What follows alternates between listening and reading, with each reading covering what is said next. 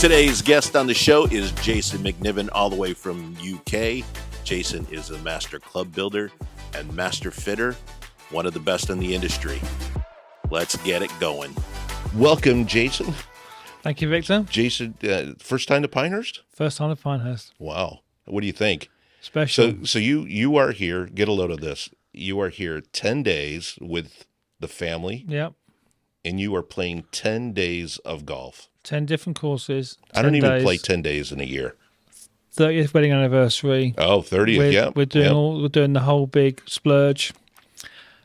Golfing madness, really. So what do you think so far? So it's Jason, an amazing place. Jason came from, what's the weather like in London? Well, just about to turn cold, dark, and miserable, basically. Like most of the year? Yeah, well, yeah, for 3 months we're okay, but yeah, it's a beautiful place. If you ever get a chance, you have to pay homage to Pinehurst. It's the way I would describe homage. You turn left, you turn right. I guess Scotland's the nearest thing to it, where you can see great courses after great courses, but this is just, it's a special place. You need to come and do it.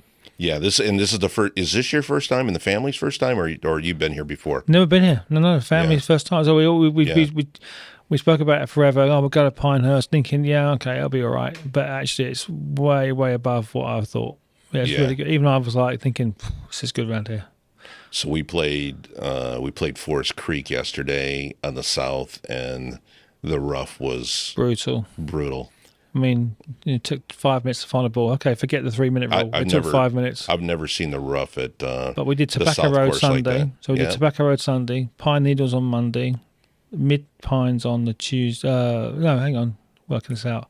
Yeah, Mid Pines, and we played your place. Then we're doing Southern Pines today. Then we're doing South Course at your place, Tot Hill Farm, and then we actually have to move to Pinehurst to play 2 and 10, and then we play the Cradle and we fly home Tuesday. And Alice has only been playing for under a year, so that's pretty. that's golfing suicide right there. But she's getting round. She's doing all right. What you're saying? It was probably a good thing that she was in the other foursome yesterday. Yeah, it's a long day. It's a long day saying, yeah, try again. No, it's just fine. No, she's done all right. She's done really good. Luckily, we had Caddy Bradley working with her. He's a legend, by the way. If you ever get a chance, hook him up. He's the best. Brad out of Pinehurst. He is the best. He got them round. He did get them round. So you have an extensive career in.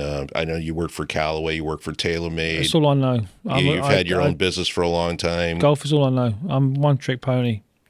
Golf is all I've ever done. And one of the best fitters in London, or should I say one or the best? No, there's lots of good guys out there in Europe, in the world. But I like to think I know what I'm doing. Yeah. I know. So let's talk about shafts and you get your what's the myth buster on shafts? What do you think? I think we just chatted a bit off mic saying, I think this whole legacy of the shaft doesn't matter stuff. Honestly, I think that's blown out the water. If it's not, it should be done straight away. For me, how I fit, when I was at Callaway, I was 23, 24, got flown to California, kind of brainwashed in terms of Callaway, which is a great experience. The Helmstetter Centre, it was a brilliant, brilliant place. And you were drilled, head, shaft, grip. And over time, I kind of worked out that the outcomes you were getting, probably that wasn't the best combination or sequence you could do. Mm-hmm. So I tend to teach my guys now, whenever I train them up or talk to guys about fitting, start with the shaft first. Now, okay, this is slightly different because we're in the world of exotic and we're off the menu, off-piste, and we have a bigger toolbox to work with. So I can understand the OEM's mantra because they've only got a very short, small toolbox to work with in terms of shafts. But if you haven't got that restriction, shaft first, absolutely. Get the shaft right, get it working, and then you can move on to the head. I think you got the chance. I'm not going to say 100% because that's a little bit arrogant, but you're 99% sure to get it spot on if you go shaft, head, grip. If you shortcut or do some funky stuff, then you are running the risk of getting it wrong. And for me, I think there's a triangular question I always ask myself. How much weight can the player swing? Where's the weight? Top, middle or bottom? How stiff is it? Or how stiff is the tip section? If you keep circling those three questions around in your head, what does this guy need? Doesn't matter age, sex, young, old, small, tall, short, fat. It's a universal. How much weight can you'll be surprised. Sometimes you think of that guy or girl and you're thinking, guaranteed to be a lightweight shaft. They just can't feel it, can't swing it, it's just awful. So I would always kind of take yourself back to being a 5-year-old. Give them 3 shafts, one that's heavy, one that's medium, one that's light. The results will tell you where you are. The beauty now with everyone with TrackMan or Quad or, I'm used full swing, so I'm not going to say anything about that.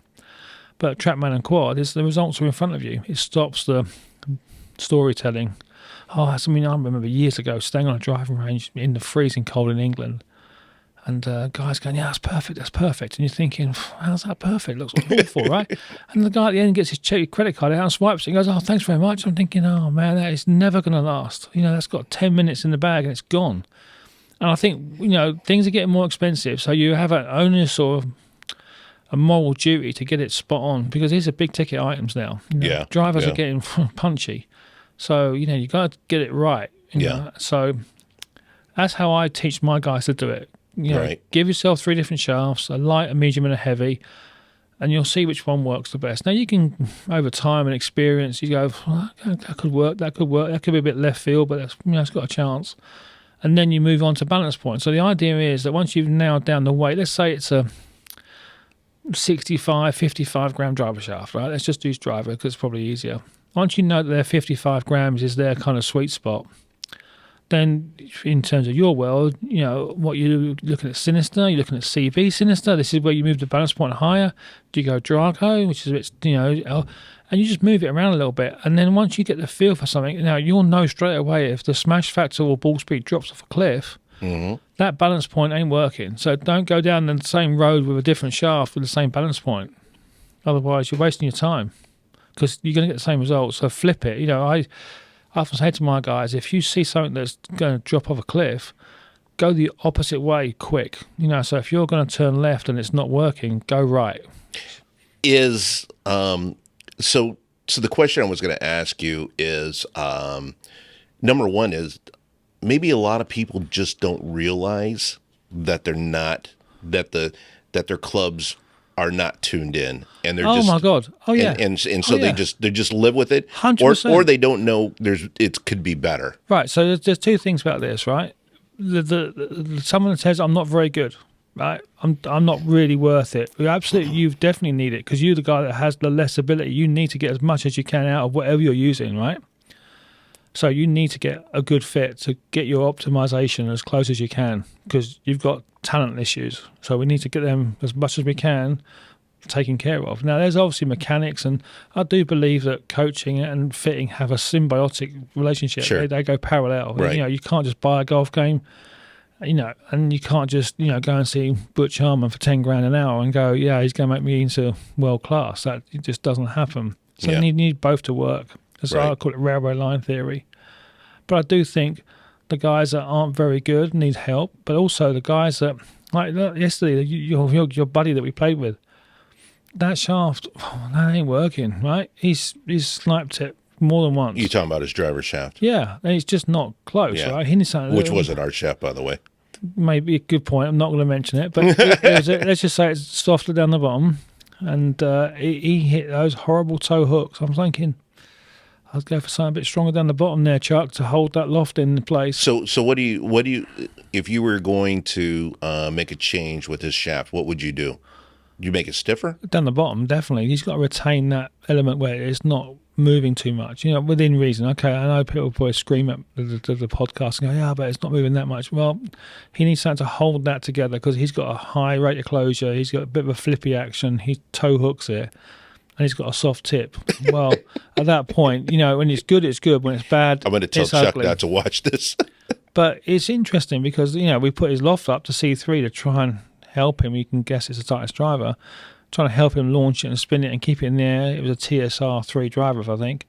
And, it's a good driver, right? So he hits it good when it's good. And to be fair, he got it out there. Right. But when he didn't get it out there, the thing just duck dived left with no spin. So you're straight away thinking, get some launch, get a bit of spin, retain. What would you put in our line? You'd probably try Sinister 55-4.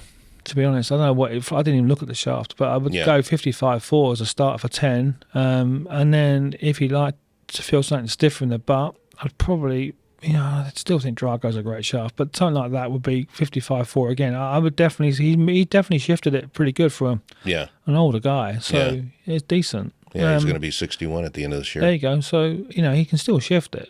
10 years younger than me. Stop it. But I think you look older. No, but I think that's really. I look older. But I think that's really important. That something like that. And he plays a lot of golf, and he obviously clearly loves his golf. I'm thinking, I'm looking at that going. I don't want to say too much because that look like rude. And I'm thinking, whatever you're using there, you want to get rid of that straight away because that's killing you. Well, I've been telling him that. But, he just no one listens. But you can go on the first tee of any golf club, right? And then you can look at someone's bag and go, that's going to go good. That's terrible. That would be awful. Don't even touch that. That will be close. I mean, you can kind of look at it and go bang, bang, bang, bang, And when you do a fit, you see someone's signature, as I would call their DNA profile, and you're looking at them going, okay, well, you're a low launch, low spin type of player. You ain't going to get a 3-wood off the ground. You're dead with that club. So get a 4-wood or strong 5-wood, call it what you want. Right, you got half a chance, unless you're going to T-ball with 3-wood. So there's the sort of things you can kind of, especially if you're watching this or listening to this as a fitter, you should be looking at that thinking, this guy's going to struggle. And if someone's shallow or a bit of a picker, don't give them a huge bouncy iron because they're just going to skid it in. And, okay, it's different with different grasses. Over here, it's different to back home. It's, more lush, Bermuda stuff and whatever. But just, don't be frightened to talk to them about their game. They want your help. They want your counsel, your advice. You're not just...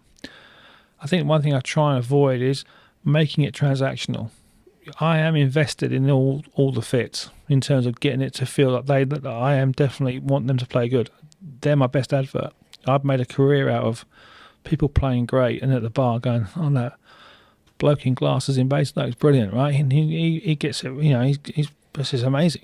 You go, well, yeah, thank you, but and then his mate turns up and says, oh, help me like you've helped him, and then you try and do the same. But as I say to the guys, doing the basics well every day and being invested and not just running through a script, for want of a phrase, is crucial. I think too many guys go off on a script and it's just a churn, and I think that gets dangerous. You mean like a fitter? You mean when guys are fitting?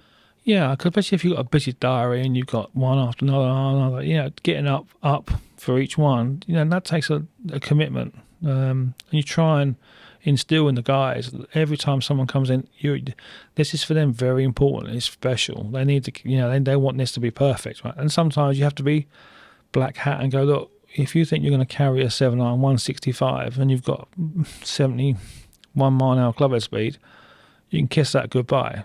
But we can try. It's not going to happen. But we can try and get you close, right? Right. So if you've got 92 miles an hour ball speed, let's try and get you into 100. Sure. If your peak height's low, then let's try and get that up. I think this is another misnomer with stuff coming out now with the lofts of irons, and you'll see it now.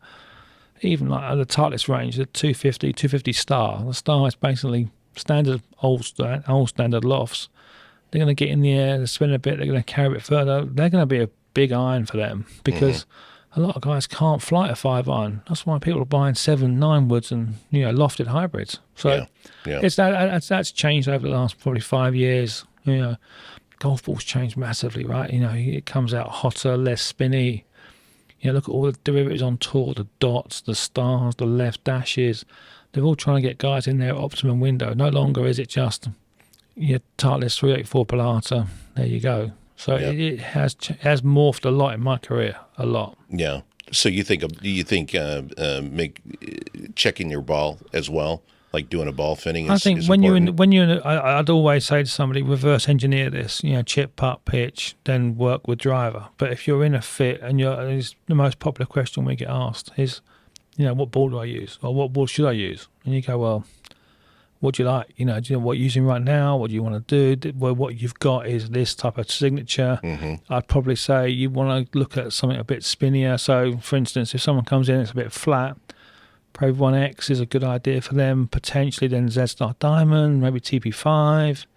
If it's a bit punchy, then go into a sort of a less expensive ball. But you just keep them and say, look, buy 3 of each. chip, putt, pitch, see which one you prefer off the face with a putter and a wedge, and then move backwards from there. We can always fit you for a driver optimization wise. We try and fit with the ball that they use as much as we can. It's slightly difficult with TrackMan because you need the RCT stuff because the numbers, if you get non-RCT, are a bit quirky. So, but as close as we can, yeah. It's amazing because I've played Titleist all my life, and just to look down at a ball that's not a Titleist, especially when you're like playing a tournament or playing something important. I mean, the dimple pattern, everything looks, even the shine of the ball looks different to me. And, it's hard to get away once you've been playing one ball all your life. They've done a brilliant job of institutionalizing people into playing Titleist. It's a fantastic product, by the way. I mean, I always say I'm a big Titleist fan. So, but the other guys, a lot of other good balls. They're getting closer, right? Chrome Tour's really good. Yep. TP5's been good. They've been at it a while now. TaylorMade, I mean, I was there for 10 years. Sure, that's cost a lot of dollars to get close. Strixon's a really good product. Even Bridgestone is again a brilliant product in terms of the aero package and doesn't move a lot in the wind. And there's lots of benefits to other balls, but when you pull out a Titleist, you know what you're going to get within reason. I mean, they're pretty bulletproof. Yeah. But I do think when you talk about shaft stuff, and I think that's the next evolution, talking about fitting stuff. I think the short game stuff is going to be the next evolution of fitting. Wedge shafts are. What shaft is right? Right, for exactly. Now, if someone's got like a 75-gram wedge iron shaft or 90-gram wedge shaft, iron shaft, and a 130-gram wedge shaft, is that really going to work for them? Unlikely. So you believe options. In that consistency all the way across? You know what? I've straplined this as what I would call linear feel. Doesn't matter what brand of shaft, what brand of whatever it is across the board. You want to pick up every club and it feels the same. I call that linear feel. So you can have one of your shafts in a driver, a competitor shaft in a 3-wood, a hybrid can be completely different, irons are completely different, wedges can be completely different, but they all feel like balanced. They all feel linear. That's a big thing for me. I like to see someone go, oh yeah, my wedge feels like my 5-iron, my 5-iron feels like my driver. I feel great with all of them. Okay, that's good. And would you say that you're referring more to swing weight than you are to anything else? Or I guess, I would just say pure performance in terms of them hitting it. So I would say this is one thing that, it's hard to fit a wedge indoors, mat and turf and grass. That is always a premium. So unlike over here where you've got fantastic facilities, back home we are limited. A wedge fit indoors is tough. But I do think that evolution of the fitting, you think about driver fits and moved into fairways and hybrids and irons and different shafts, and now that's morphing into wedges and putters and stuff like that. I think more guys will be using a graphite putter shaft in the next 5 years than ever before. I would say that's a prediction right now. Well, I'm surprised it took so long, quite honestly, to get to where we are. Yeah, I mean, if you move this on to 2030, I think the majority of good players will be playing a graphite putter shaft. I'll say it right now. Whether it's 175 grams, 150 grams, 120 grams, heavier, stronger putter shaft absolutely will be the norm. The kind of switching topics a little bit, but there's so many people, like, say, even at my club, the guys that I play with, I bet you if you had 50 people, I'll bet you maybe 6, 7 of those people actually went and did a real fitting, which is incredible. That's bonkers. I mean, and people are into it. They're playing, and if they're going to work on one thing, it's like, oh, let's try and work on my driver. And, they're not looking at their irons. They're not looking at their hybrids. And I mean, do you see that out there as well? Yeah, I think a lot of, it's becoming more apparent that as the pyramid of influence, for want of a phrase, trickles down, people expect to be fed. Right? They know something about the numbers. My launch is too low. I don't think I spin it enough. Or whatever it may be. Right? They have an understanding or an inkling of something that's not quite right. But I do think you could walk the line on Saturday morning at your club on the range, and they're warming up, and you could pick out a chunk of people and go, they're not very good for you. Don't be rude, but they're not going to be that good for you. Under pressure, you're going to fail. And by the way, you play a really nice golf course that's really hard. Good luck. You're going to need it. So I think when you look at that scenario, I guess it's different over here because a lot of guys, the club pros over here, they more service the front of house stuff, right? Mm-hmm. Sure, yeah. Where back home, they are a lot of plate spinning. They're teaching, they're running the club. We've definitely gone away from that here. Definitely gone away from that here. Yeah. And over back home, they're much more, plate spinning a lot of different things. So you can understand how things kind of slide. Right. And I do think that OEMs and stuff like that, the demo day is kind of, I cut my teeth on that. So I did my 10,000 hours doing that. And I think that's kind of not dying, but it's a bit same, right? Guy pitches up, here, try the new stuff. We've done that, right? Done it for the last 15 years. It hasn't moved on. Maybe a bit of tech's got involved, but that's been around for a while. What's new? Not a lot, really. And I think the marginal gains there, like I said to people, every year they change their product. You're not going to see a massive gain. Probably every second or third generation, you'll see the big jumps. But if you look at those marginal switches every year, you'll get some, but not huge. Mm-hmm. But I think that demo day thing, I would love to see someone blow it up and start again, and take a risk and just go. We're not going to do what we've done for the last 25 years. We're going to do this, and then go. Oh wow, okay, that's really cool. It might fall flat on its face, but I do think there's something's got to happen there. But at least a demo day is one step closer to dialing it in some manner. Look, it's only going to be maybe in Titleist or Callaway, because it's usually one. It's one a company brand, doing yeah. it. It's a brand, yeah. Yeah. But at least it's something out there where they're getting some information that's right, that helps them understand a bit better about their game. I think the whole point, and I'll come back to it, it should be informational. At the end of the process, you have a decision to make. Do you want to make it better? Okay, it's going to cost you this much. If you don't, that's fine. Walk away. You've got what you got. It's fine. Pay for the time. Off you go. So it should be informational. It's never that sounds stupid. It's never transactional. Of course, it's transactional because at the end they're going to hope they will be buying something probably. But it shouldn't be that way. It should be informational. This is where your black holes are. This is where you're not very good. This is where we're going to fill that gap. This is how we're going to do that. At the end, that's what it's going to cost, right? And if someone turns around and says, "Oh, it's a bit deep," okay, then how'd you do it? How'd you go backwards from that? Mm-hmm. And then you can say like, "Well, right now, do that. Don't do that." And then you've got to spend their dollars or pounds wisely. Right. But right. It should be informational first and foremost. Right. Well, at the end of the day, I mean, it's about custom club fitting. As we always say at VA, we only sell our shafts through dealers that are like truly custom fitting, at least the most part. And we believe that you need to get fit for our shafts to work properly. Absolutely. I think one thing you can say, whatever shaft exotic you want to look at, I'll use you as an example. If you carry the line, you carry the whole line. The one thing I would always say to, and I've said to you this before, if we do something, we do the whole lot. Don't just cherry pick out one or two, right? It should be across the board. But I do believe that what you offer or what is offered is becoming more accepted as the norm. The guy walking in going, I'll just take a 10.5 regular, the box sellers. That's moving on. Blockbuster video. That day is gone. People now expect more. They want more.